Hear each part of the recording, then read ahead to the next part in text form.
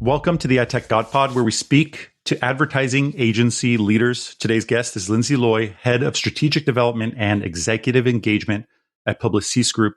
Linsey has been at Publicis Groupe for 3.5 years, having held multiple roles. And prior to that, she had some time at Brand Tech Group, iProspect, Dentsu, TBWA, and more.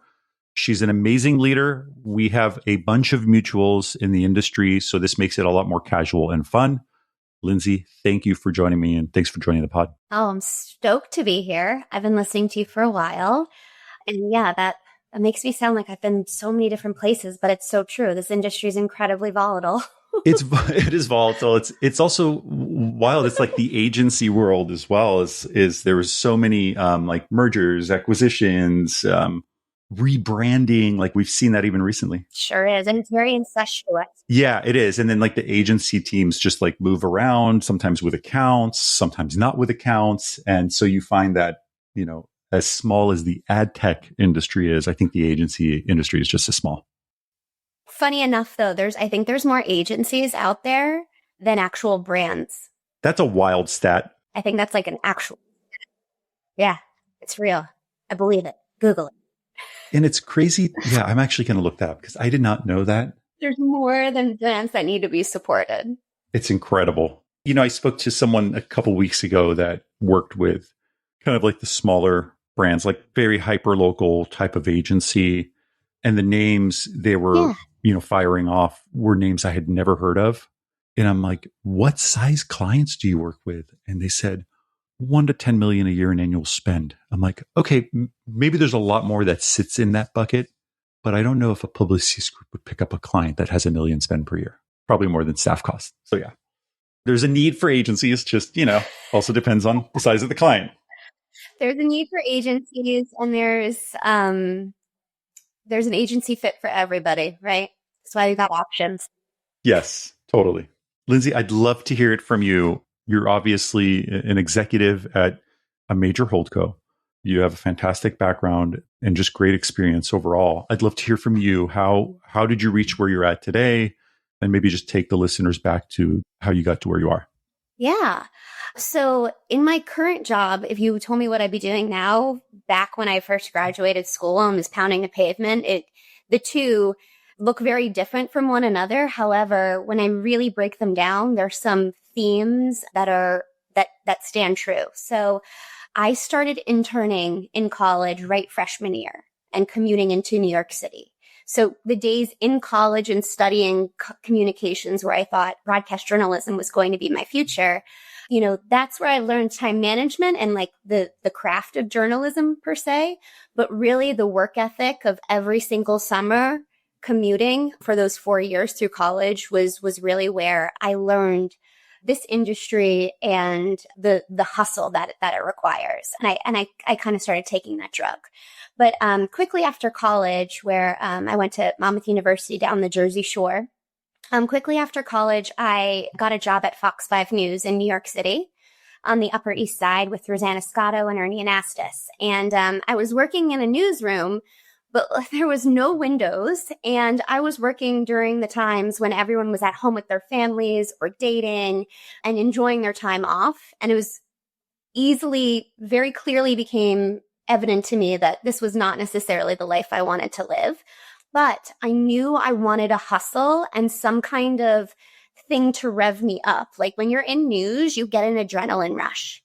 And so that adrenaline rush was essentially what I was chasing, which eventually I landed in a production company in New Jersey, then a small advertising agency in New Jersey, where I was able to kind of get that same adrenaline rush, but more from a BD capacity. So I started building my way up on creative side and then moved into media and then eventually tech.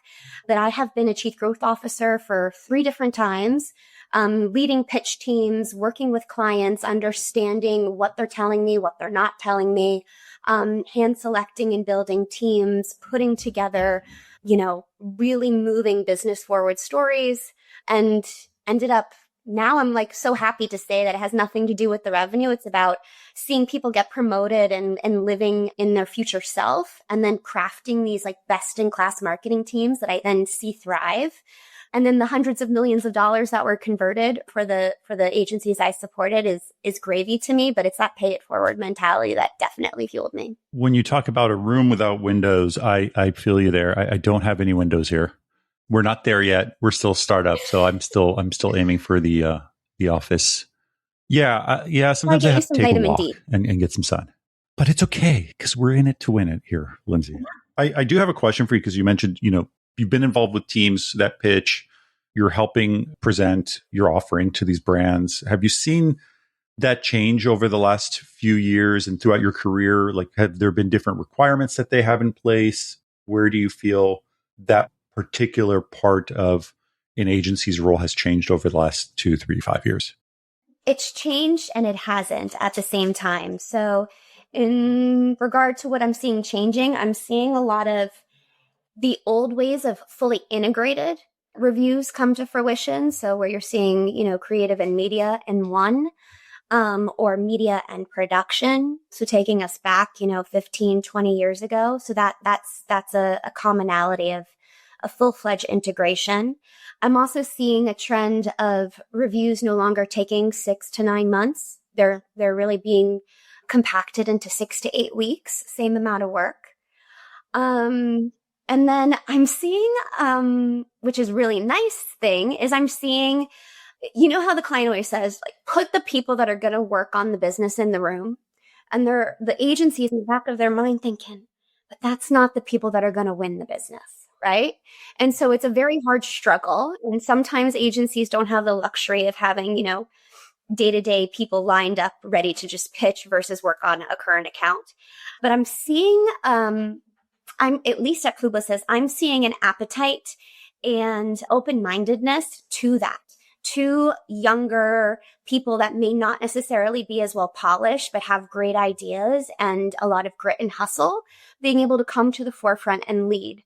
And so there's been a whole bunch of those different use cases where we look back and we're like, yeah, see, you just needed to give that person a shot and look how they shined. Yeah. So that's.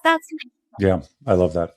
Yeah, I feel like the importance of creativity overall and just being able to come up with an idea on the spot, something that's great that a client would love on the spot is like really a talent. And not everybody has that. Like, I think some people are very creative, some are very organized, some are very structured. And just having a team with that different outlook is great. And I would assume really helps close business, especially as creative now seems to be surging again. Like, it's all about the creative again overall in advertising. And I love that you guys are doing that for the younger up and coming team members. Yeah. And I don't even think it's creative too. I think it's also when it comes to media and data and tech. We're seeing it. It's just nice to see different generations come to show up and collaborate. And I've also seen that historically people were very focused, particularly when I was in performance media, very focused on certain channel specialties, right? And each person had their own lane. So when they would ideate an activation or whatnot, it would be very much in this lane. I'm now seeing people think in systems and think in ecosystems and think more broadly, which really moves the needle in terms of how we bring to life something that's not based in channel planning and more about ecosystem or environment planning. You've worked in the space for quite some time, and you and I chatted prior to recording, and you talked a little bit about unified measurement and strategy and what that means. Can you kind of explain that in terms of how that's important to build that for clients and maybe what you guys are doing today? Yeah. Well, I mean, think about it. When budgets tighten and your teams become like more fragmented, how are you supposed to make sense of the mess, right? If everybody has their own KPI and way of measuring success. And if you yourself as a marketer and or your agency are only looking at the performance metrics in a certain, siloed perspective, you're not understanding the big picture. And the big picture is what's going to generate the business growth. And that's what you're all assigned to do.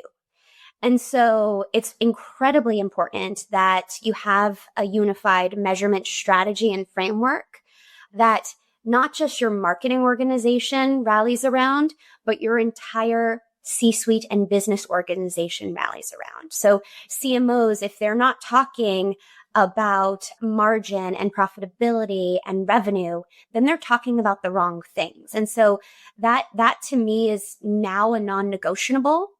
And it's just really interesting to see what's happening, that people are now being able to act more independently and autonomously. We have one client in particular that actually uses us as their source of truth when it comes to all of their sales and reporting it out to the market. Which, if you told me that 10 years ago, that they would trust an agency to do that work, I'd be like, wait a second, they're still like an outside partner. How would they even know that? But when you are working that integrated across, the technology, this singular unified measurement framework and source of truth, it's actually able to be done. And you no longer need to question, what's working, what's not working, what's a vanity metric, all of that. It's all there, and the proof is in the pudding. It also gives the CMO more influence, accountability across the broader C-suite. So them becoming buddy-buddy with their COO and CFO is really, really key, but they have to speak the same language, which is why having that fundamental framework and strategy is so important.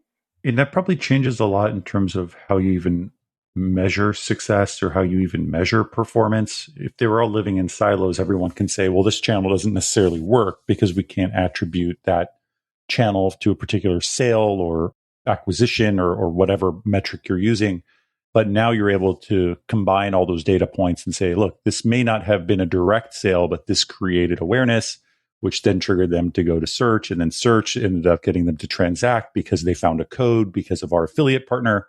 And it's like this whole cycle of what does it mean to like work the client or the consumer down the funnel all starts to make sense now to a CMO, and then they can make those changes and adjustments. Yeah, absolutely. I also kind of think of it as a snowball, right? Like you keep building and building and building until your customer has exactly what they need. But that journey is coming from a myriad of different things. But you need to be able to have consistency across that journey and making sure you're delivering on what their intent and need is. Question for you, and I want to ask you, when it comes to data and privacy, identity, the importance of being compliant. What's your perspective as an agency, and where do you see things heading in the near future? Well, I mean, there's no option to being compliant. You are, and if you're not, you shouldn't be in the data business. You're in trouble. Yes. Yeah. And it's so interesting because when I first met data and in that capacity overall, both from a product, services, and strategy standpoint, was when I was at Dentsu and we had recently acquired Merkle and M1. And I just remember having to work with the M1 team and kind of translate what they were saying to somebody that'd be a little bit more layman's or, on the street terminology. And it was really hard for people they understood the vision of what identity could do, but they really had a hard time with it in terms of understanding the value of it and whether or not they were mature enough to actually action on it and do something with it. So then we went through, everybody has more and more data, but is it the right data and how do you use the data? But I think today what I'm seeing, and I've even seen this with CPGs, which is so exciting because that's usually not somebody who focuses on identity solution, is that they see it and it's a proof in the pudding, and it goes back to what we were just talking about in measurement. Brands that treat data like a value exchange and understand that you're giving me something and I in turn want to get something versus it's not something you just take. And with that data, they then build trust and add value. Those are the brands that are then going to perform.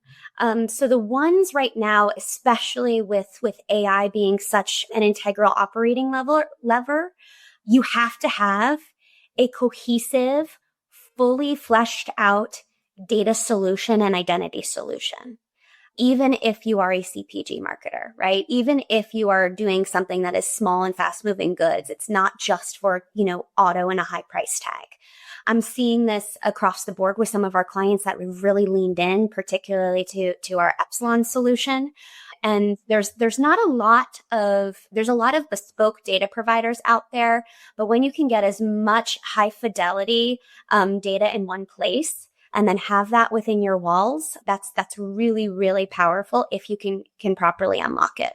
You touched up on trust a little bit. You mentioned, trust and the value exchange. How do you see that playing a role, in 2026 and how you work with clients and how is that a value prop to the people that you work with or the clients you work with?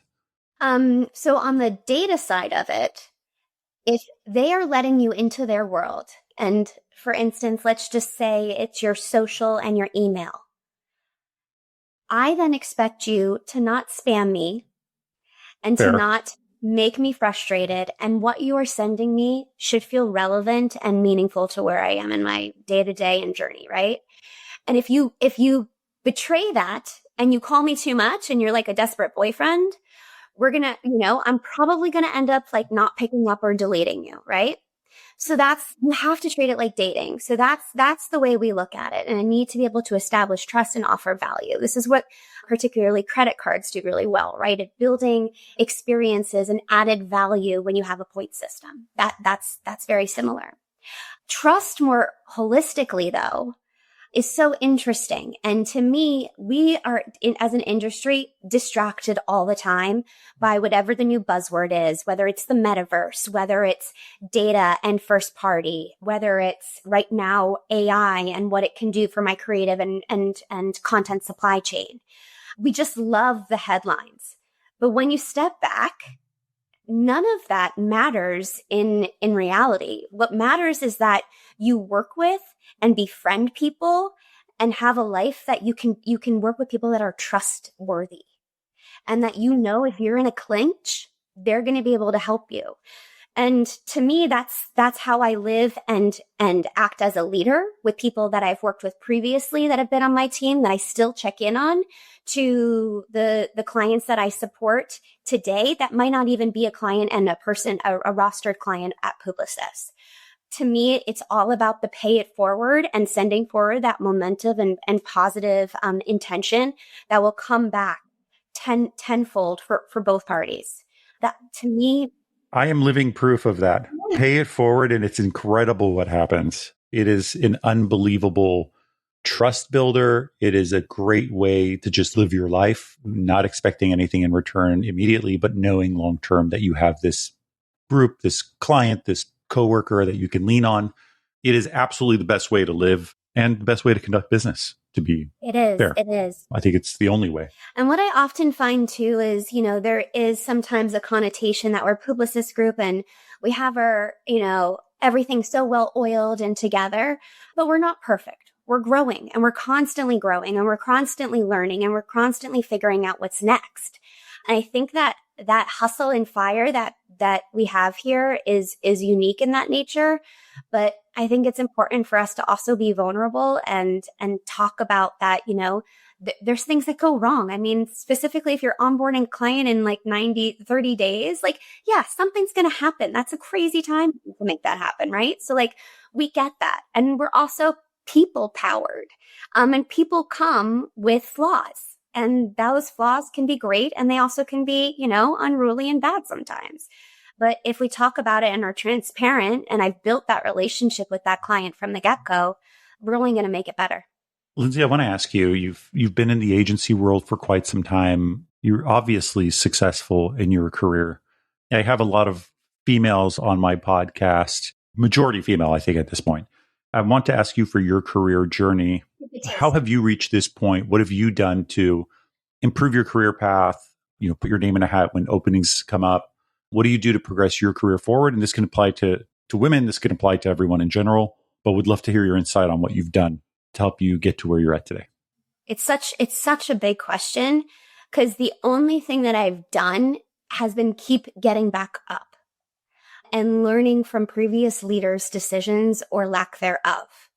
I've grown up in this industry when, equality and egos, egos would run rampant and equality is not necessarily even a word we would be using, right? Like I've been called into a boss's office once and was told I was being a bitch because I told the creative director that he had the wrong product for the brief we were briefing. So like, but I was the bitch, right? So like, long story short, I've had so many different situations where I have literally been shoved and thrown flat on my face. And you take a moment and you cry and you get back up and you dust yourself off and you keep going, because that's what you do as a resilient, empowered woman. But what I've made is a promise to myself that I will not do that to other younger generations, and particularly females. And if anything, I see myself opening the door and saying, hey, do you want to be a part of this meeting just so you can have exposure and visibility to what we're talking about? Or telling my teams and giving them real context into the decisions and why they're happening. But also, I want to lead from a place of example. And so if I'm telling my team to raise up and advocate for themselves and speak up for what they believe in, I better be doing the same thing for me. Now, the thing that's interesting, though, is that you have different phases of your career, and by no means is it linear and vertical, right? I mean, sometimes you hit that, but it does not happen that way. It comes with a lot of strife. And you also have real life that gets, is entangled in it too. So, when I was having my second baby, I didn't want to be out hustling and having a high intensity, high powered, high visible job. But once I got settled in, I was ready to dial up the intensity a little bit more. And so I needed to know that for myself. So you have to have a really good understanding and just understanding of who you are and what you need at different places of your life. Some of the things I found incredibly helpful, I jotted down a couple just because this is such an important piece to how and where I am today in my life, but also how and what I want to leave on this earth as a female leader. So one is just being able to be curious and adaptable. Like, if you don't know the answer, but sure as hell you're going to be able to figure it out, like, raise your hand and go for it. Like, what's the worst that can happen? Taking those risks and speaking up is really important, and just constantly being curious. Understanding the business in which you work for. A lot of people don't even understand it. They understand where they sit in the business and they understand what their team does. But how does your business make money? Right? And how are decisions made? Also, like, who's incentivized by what? People are empowered by dollars, right? Or empowered by power. And you really need to understand what those motivating factors are. You don't need to know everything about everything.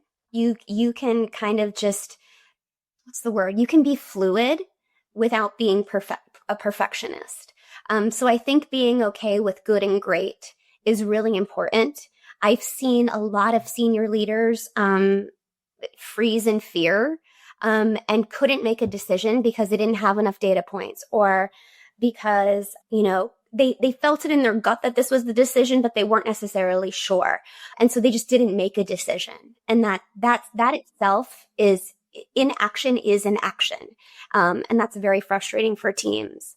And then two other bits, which is you cannot underestimate what being a human in today's world will mean to others.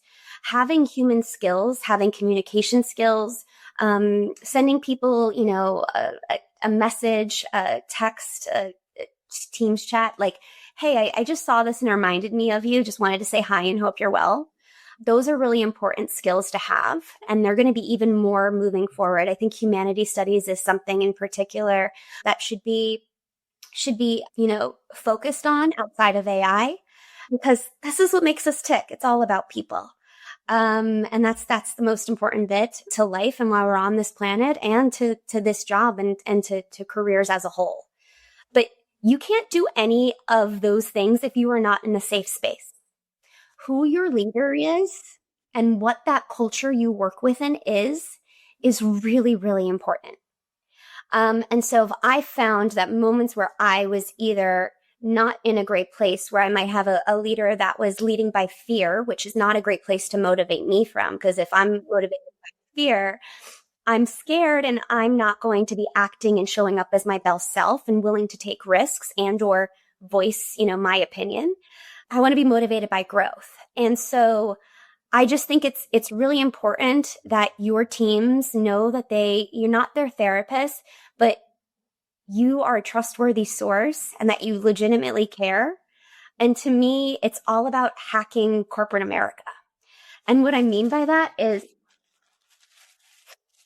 architecting your best friends at work, architecting your best friends in your personal life to be the village that you need to support you. So, for example, I came back from mat leave and I was at a different holding company at the time, and I had a female CEO that was fairly new.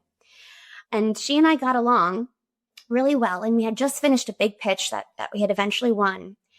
And I remember coming to her and I had tears in my eyes, and I said, I am not the person I was when I started in this role. And right now I'm burnt out and I feel like a shell of a human being. And I don't feel like I'm doing a good job for you, for this team, for the company. And I'm not well. And she took that. She gave me the biggest hug. She said, "You are well and you're great, but I hear you." And then she worked with senior leadership, and I took a 6-week paid sabbatical and came back recharged and have an immense loyalty and love and admiration for her as a leader who I still talk to and work with to this day. But that could not have been done 15 years ago.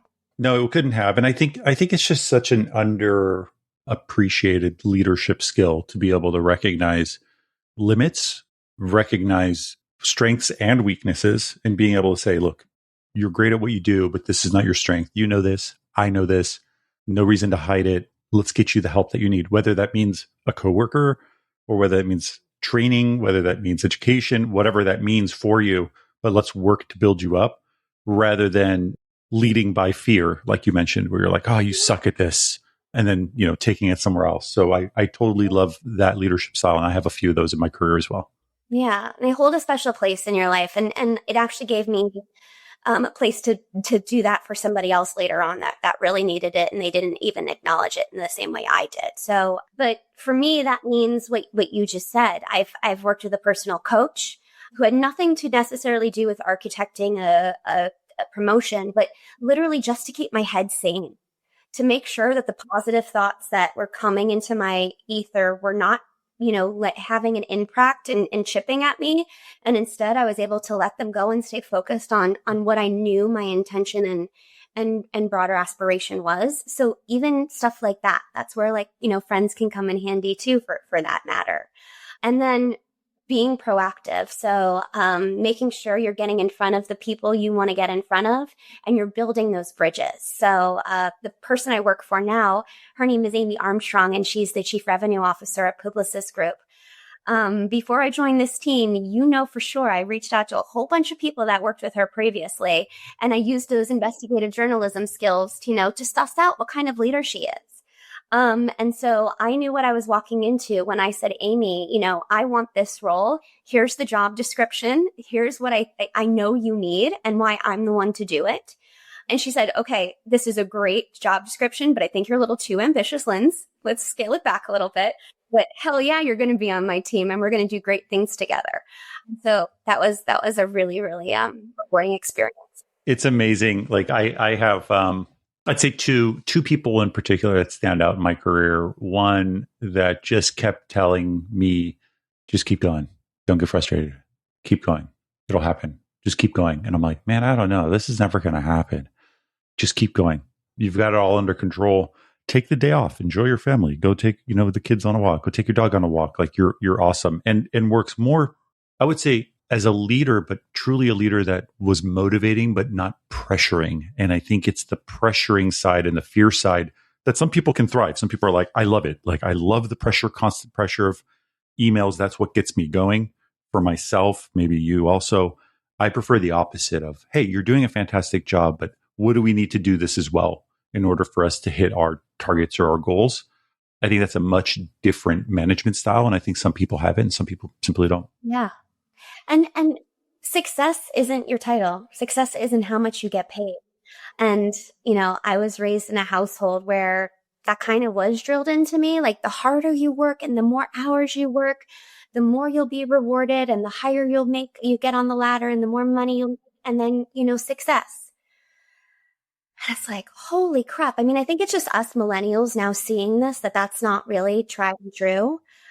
to me, like being able to be fulfilled at work and then personally. And, we call it fire play, where we all hang out in front of the fireplace at night and like, tickle and dance with my little ones and my husband. Like that is success. When I feel safe in my house, I know that I have a future with my babies and my career, and I've built a community that I'm proud of, and like success. I agree. Linsey, thank you. You are an amazing person. I'm so glad you were on this podcast. Thanks. So thank you for joining me, and thank you to Publicis Groupe for having you. Really loved chatting with you, and great to meet you. Oh, thanks so much. I hope I can meet you one day. One day. It's a mystery. Okay. Take care, Linsey. Bye.